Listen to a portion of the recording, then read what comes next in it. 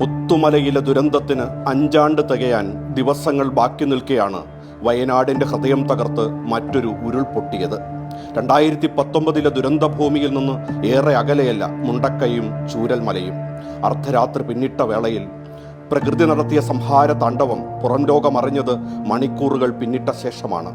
മൃതദേഹങ്ങൾ പലതും ഒഴുകിയെത്തിയ നിലയിൽ സമീപ ജില്ലയിലെ ചാലിയാർ നദിയിൽ നിന്ന് നടുക്കത്തോടെയാണ് കണ്ടെത്തിയത്.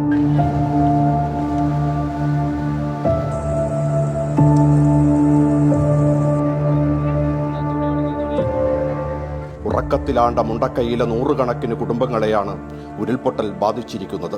മരണത്തിൻ്റെ ഇരുണ്ട കൈകൾ എത്ര ജീവനുകൾ നിത്യനിദ്രയിലേക്ക് കവർന്നെടുത്തുവെന്നത് ഇതുവരെ തിട്ടപ്പെടുത്താനായിട്ടില്ല. മുണ്ടക്കൈയിലെ ചെറുപട്ടണത്തെ നാമാവശേഷമാക്കിയ ഉരുൾപൊട്ടൽ സമാനതകളില്ലാത്ത ദുരന്തമാണ്.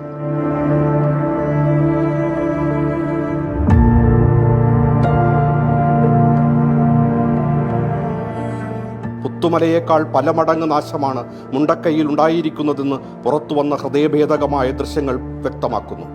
ചൂരൽമലയിലെ ഒരു സംഘം ആളുകൾ തങ്ങളുടെ അയൽവാസികളായ പലരെയും കാണുന്നില്ലെന്ന ആശങ്ക മാധ്യമപ്രവർത്തകരെ ഉൾപ്പെടെ അറിയിച്ചിരുന്നു. പുത്തുമലയേക്കാൾ വലിയ ദുരന്തമാണ് ഇന്നത്തേതെന്നും അവർ പറയുന്നു.